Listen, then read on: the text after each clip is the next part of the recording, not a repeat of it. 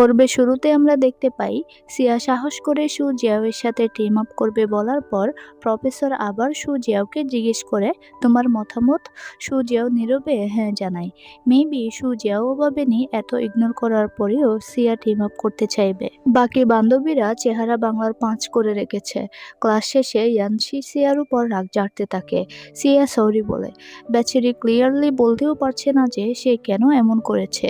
ইউসিন সহ বাকিরাও সিয়াকে ইগনোর করে। এবার ডর্মে গিয়ে ইউসিন ইয়ানসিকে বোঝানোর চেষ্টা করে সিয়ার সাথে এমন বিহেভ না করার জন্য, কিন্তু ইয়ানসি উল্টো রেগে যায়।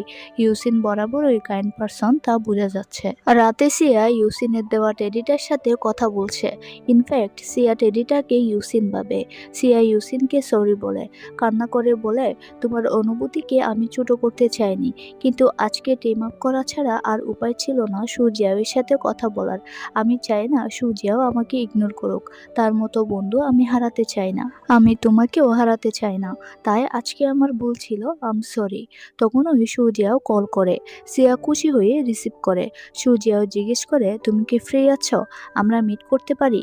এরপর আর কি, সিয়া এক প্রকার ফ্লাই করে চলে আসে সু জিয়াওয়ের কাছে। সু জিয়াও ওয়েট করছিল। তারা এক জায়গায় বসে। সিয়া আবার এক্সপ্লেন করতে চায় কেন সেখানে গিয়েছিল। সু জিয়াও থামিয়ে দিয়ে বলে আমি জানি, আসলে সেদিন আমি ভালো মুডে ছিলাম না। এরপর বলে আসলে আজ তুমি টিম আপ করার পর আমি খুব অবাক হয়েছিলাম, যেহেতু আমার আচরণ তোমার প্রতি খারাপ ছিল।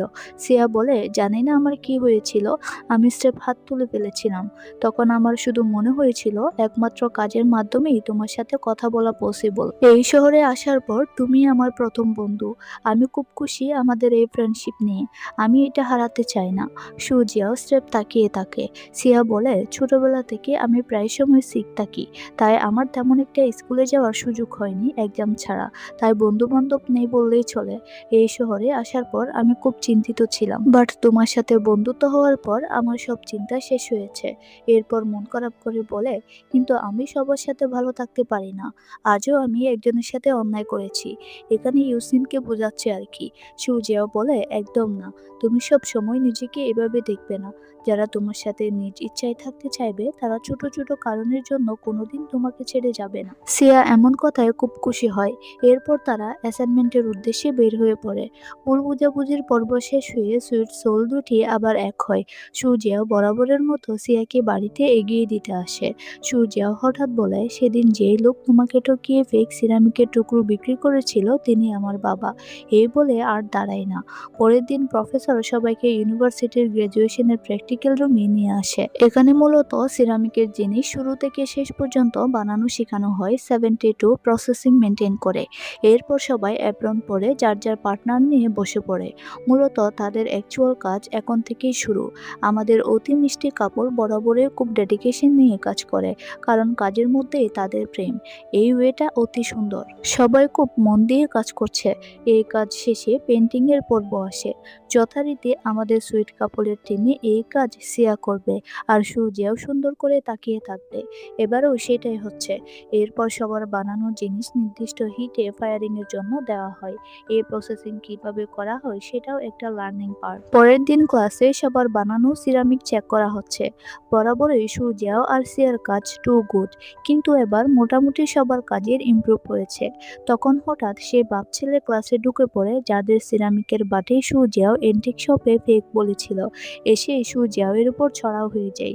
রীতিমতো হাতাহাতি। সবাই মিলে তাদের কোনো মতে ছাড়িয়ে আনে। প্রফেসর রিল্যাক্স হয়ে এসবের কারণ জিজ্ঞেস করেন।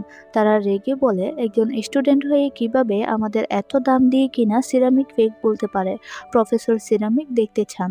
সেদিন ভেঙে ফেলায় তাদের কাছে একটি টুকরো ছিল, সেটি দেখায়। প্রফেসর সেটি দেখে সু জিয়াওকে জিজ্ঞেস করে তুমি এটি দেখেছিলে। সু জিয়াও বলে হ্যাঁ, বাট টাচ করিনি, কিন্তু এটা অবশ্যই ফেক।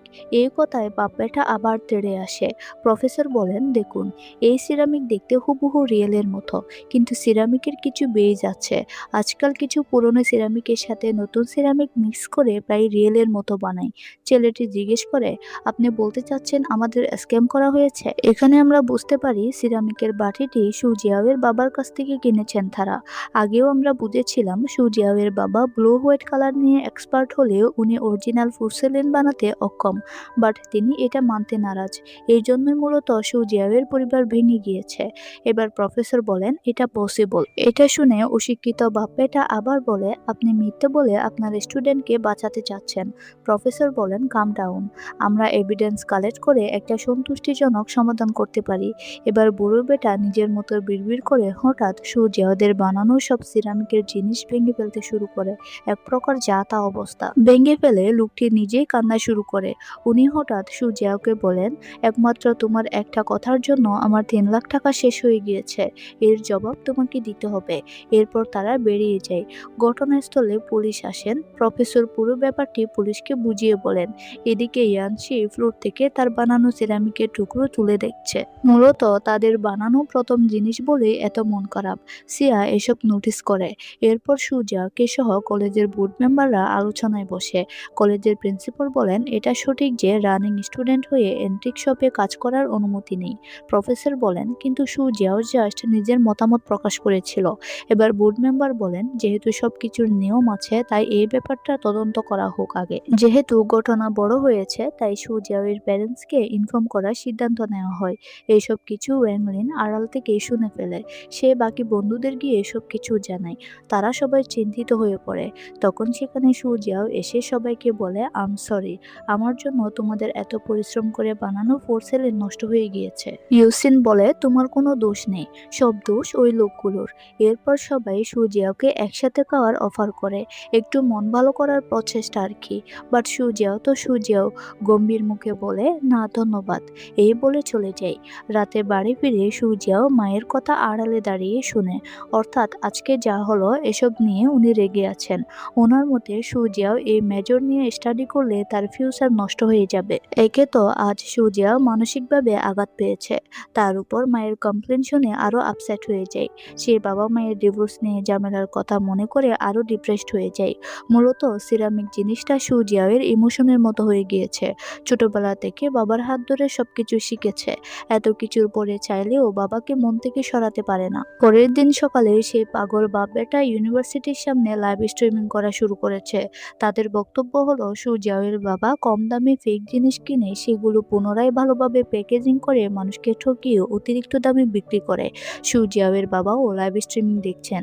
তখন সু জিয়াও কলেজের সামনে আসে। এবার পাগলগুলো ক্যামেরা তার দিকে ঘুরিয়ে আবার সু জিয়াওকে হ্যারাসমেন্ট করা শুরু করে আর বলতে থাকে এটাই সেই ফেক জিনিস বিক্রি করা মানুষটির ছেলে। পুরাই একটা বিশ্রী ব্যাপার হয়ে যায়। বাড়িতে এসে সু জিয়াওয়ের মা এবং তার বর্তমান বাবা তার সাথে কথা বলতে আসে। সু জিয়াওয়ের মা বলে বর্তমান পরিস্থিতি অনেকটা আউট অফ কন্ট্রোল। আমরা তোমার প্রফেসরের সাথে কথা বলেছি, সেই লোকগুলোকে আমি এবং তোমার আঙ্কেল ক্ষতিপূরণ দিয়ে দিব। তুমি তাদের সরি বলবে। সু জিয়াও বলে আমি কেন সরি বলবো, আমি কোনো ভুল করিনি। সু জিয়াওয়ের মা বলেন এখানে তুমি একা জড়িয়ে যাওনি, প্রফেসর সহ ইউনিভার্সিটিও জড়িয়ে গিয়েছে। তাছাড়া আমি প্রফেসরের সাথে কথা বলেছি, তুমি এই কলেজ এবং এই মেজর নিয়ে আর পড়বে না। সু জিয়াওর সাথে সাথে বলে না আমি পড়বো। এই বলে চলে যেতে চাইলে সু জিয়াওয়ের মা রেগে বলেন তুমি কোনোদিন মায়ের কষ্ট বুঝেছ? ছোটবেলা থেকে আমি তোমার জন্য কি না করেছি, কিন্তু তোমার কাছে আমার কষ্টের কোনো মূল্য নেই। এবার সু জিয়াওয়ের ভিতরে লাগে একেবারে। সে বলে আমি কিছুটা সময় চাই ভাবার জন্য। এই বলে চলে যায়। এখানেই এপিসোড 7 শেষ হয়ে যায়। এই কঠিন পরিস্থিতি থেকে সু জিয়াও কিভাবে বের হয়ে আসে সেটাই দেখার পালা। সু জিয়াও কি কলার চেঞ্জ করে ফেলবে? সিয়ার সাথে কি এভাবেই তার দূরত্ব তৈরি হয়ে যাবে? আপনাদের কি মনে হয়? জানতে সাথেই থাকুন। দেখা হচ্ছে পরের ভিডিওতে। Until then, bye by.